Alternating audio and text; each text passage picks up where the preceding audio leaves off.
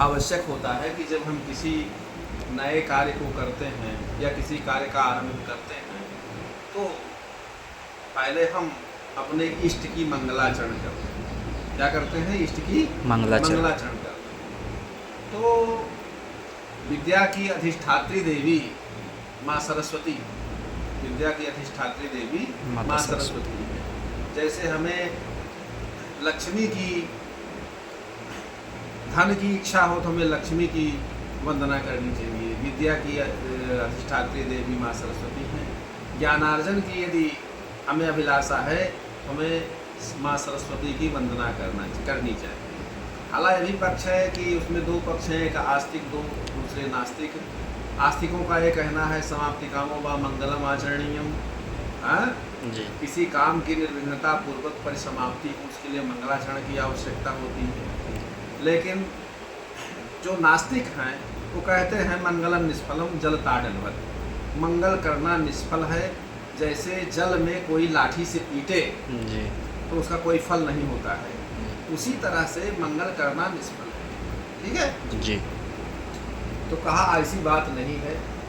विघ्न विघाताय कृतम मंगलम, विघ्न के विनाश के लिए मंगलाचरण की आवश्यकता होती है। जी। कि हम जिस काम को करने के लिए प्रवृत्त हुए हैं वह कार्य निर्विघ्नता पूर्वक परिसमाप्त हो जाए, इसलिए मंगलाचरण की जरूरत होती है। ठीक है जी। तो नास्तिकों ने कहा कि किरणावली की रचना आचार्य उदयनाचार्य ने की है। उन्होंने उस ग्रंथ में कोई मंगलाचरण नहीं किया, लेकिन बाणभट्ट ने कादंबरी में बहुत मंगलाचरण किया है, बड़े स्तर पर मंगलाचरण किया है। जी। लेकिन कहा कि किरणावल यादव आचार्य उदयनाचार्य मंगलम नैव कृतम परंच ग्रंथस्य समाप्ति दृश्यते, परंच आचार्य बाणभट्टेन कादंबरे यादव मंगलाचरणम नैव कृतम बहुकृतम परंतु ग्रंथस्य समाप्तिर न दृश्यते। तो अतः मंगलम निष्फलम। इसलिए जो नास्तिक थे उन्होंने कहा कि आचार्य उदयनाचार्य ने मंगलाचरण नहीं किया, ग्रंथ की पूर्ण रूप से समाप्ति देखी गई।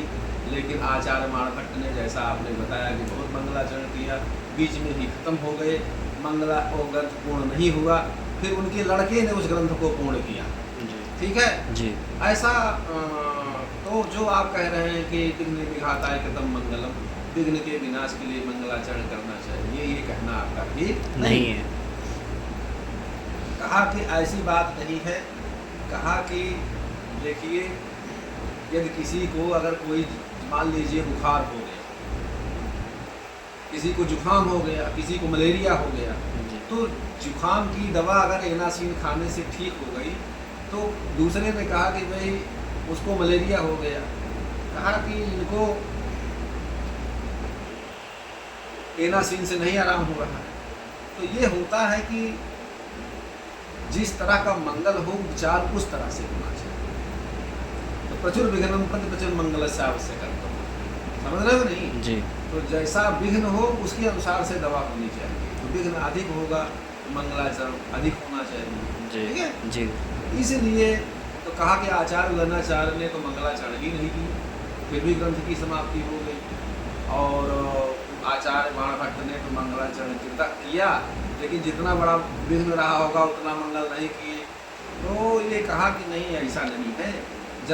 जन्मांतरेयम तत्र कल्पनीय, पूर्व जन्म में उन्होंने बहुत अच्छा पुण्य मंगलाचरण किया था।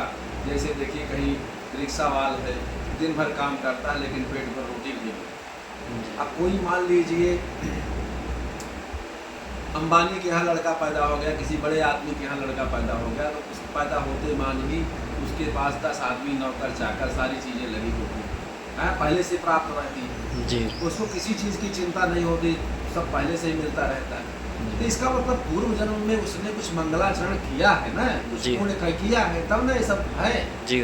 अब ये दिन भर बेचारा काम कर रहा लेकिन पेट भर रोटी नहीं मिलती। तो इसीलिए जो है, तो कहा कि इसलिए जो है पूर्व में, तो कहा कि भाई पूर्व में अगर उन्होंने मंगलाचरण किया था तो ग्रंथ की समाप्ति हो गई। और बाणभट्ट ने तो बहुत मंगलाचरण किया, तो फिर भी ग्रंथ की समाप्ति नहीं हुई।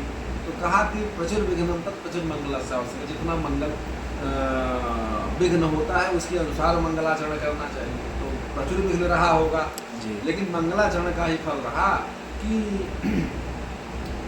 आचार्य बाण भट्ट के मर जाने के बाद भी ग्रंथ को पूर्ण करने के लिए उनके लड़के ने पूर्ण किया। तो मंगलाचरण के ही परिणाम से तो ग्रंथ पूर्ण हुआ। इसलिए जो कह रहे हैं कि मंगलम निष्फलम, उनका कहना उचित नहीं है। इसलिए विघ्न विघाता कृतम मंगलम समाप्ति कामो वा मंगलम आचरणीय, यह कहना उचित है। इसलिए मंगलाचरण करना चाहिए। तो आचार्य विश्वनाथ कविराज साहित्य दर्पण ग्रंथ में मंगलाचरण विद्या की अधिष्ठात्री देवी सरस्वती का कर रहे हैं। तो कैसा कहा, सरदिंदु सुंदर रुचिश्चेतसी सामे गिराम देवी अपहृत्य महासंततम अर्थात अखिलान प्रकाशयतु, यही ना जी। कहा कि क्योंकि विद्या की जो अधिष्ठात्री देवी है माँ सरस्वती की मैं वंदना कर रहा हूँ। तो कहा कि जिसकी आप वंदना कर रहे हैं वो कैसी है, कहा सरदिंदु सुंदर रुचिश्चेतसी सामे।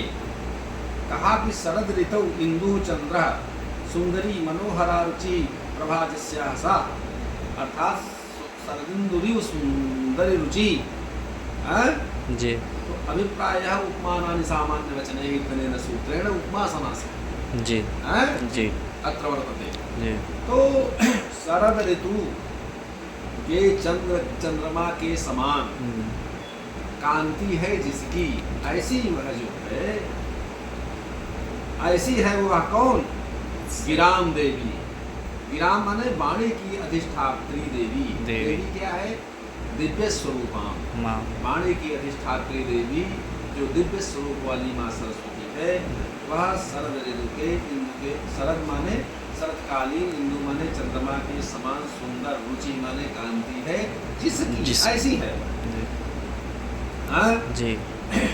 और क्या है, श्रुति स्मृति पुराण आदि में प्रसिद्ध जी। वाणी की जो अधिष्ठात्री दिव्य स्वरूप वाली देवी सरस्वती है, वो सामे गिराम, सामे वह मेरे जी। क्या करे, चेतसी मेरे चित्त में, जी। मेरे चित्त में क्या करे, अपहृत्य तमः संततम जी। अपहृत्य तमः मतलब अज्ञान रूपी अंधकार का नाश, अज्ञान रूपी अंधकार को अपहृत्य दूर करके क्या करेगी, जब वह मेरे ऊपर प्रसन्न होगी, कृपा करेगी जी। तो मेरे अंतःकरण में अज्ञान रूपी जो अंधकार है उसको दूर करके जी। ठीक है ना जी। अखिलान अर्थान प्रकाश है, अखिलान जी। माने संपूर्ण जो प्रमेय अर्थ हैं उनको प्रकाशित करे, अर्थात ज्ञान रूप जी। ज्ञान का प्रकाश हमारे अंतःकरण में जब होगा जी। तो अंतःकरण में अज्ञान रूपी अंधकार को दूर करके ज्ञान रूपी प्रकाश से उसको प्रकाशित करे। कहा निरंतर संततम, ये नहीं कि 1 मिनट के लिए प्रकाश कर दे उसके बाद क्षणिक प्रकाश नहीं, संततम निरंतर हुआ क्या नाम से प्रकाश समस्त प्रमेय अर्थों को प्रकाशित करे। ठीक है ना जी। तो ये जो है आचार्य विश्वनाथ ने माँ सरस्वती देवी का मंगलाचरण